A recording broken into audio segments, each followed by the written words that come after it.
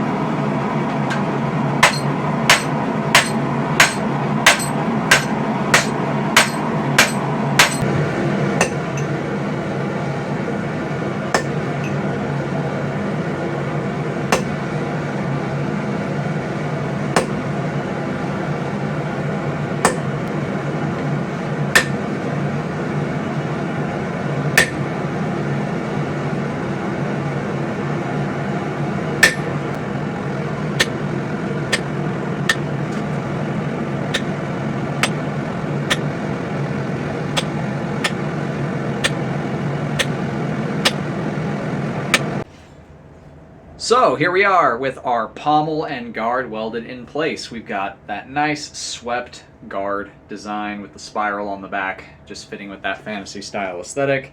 And then, just because I felt like it, we got a little skull on the bottom here. Just a simple little skull. Now all that's left to do is our heat treatment and grinding, which I'm going to do as a whole thing by myself, because either this will be the last video on this, or this will be finished by the time you guys see it again.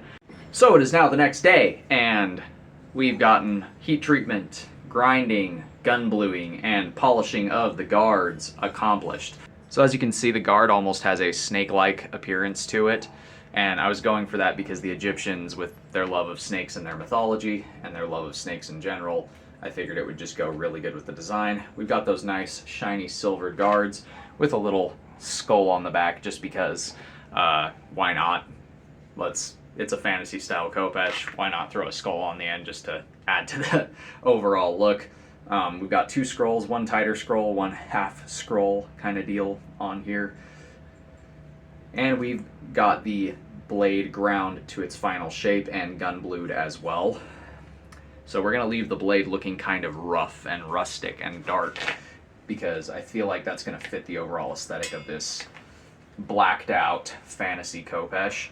Now all that's left to do is wrap the handle and then put the final edge on this with a file and a couple of sharpening stones, which I'm going to obviously be doing off camera because that's going to take several hours and it's going to be very repetitive and boring to watch. It's broadest up through here, starts getting thinner down through here, tapers down again really drastically right there where that catch is, and then stays that same shape. So it actually looks more traditional now that I've done the finish grinding because I've been able to tune up those angles and make it get nice and broad at the top and retain, you know, that khopesh-esque look.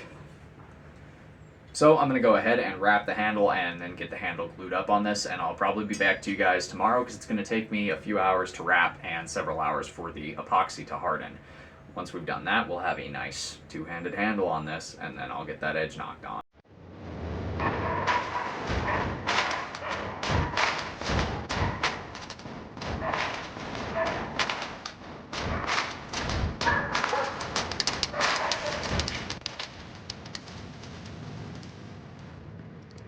Got a nice solid finished blade.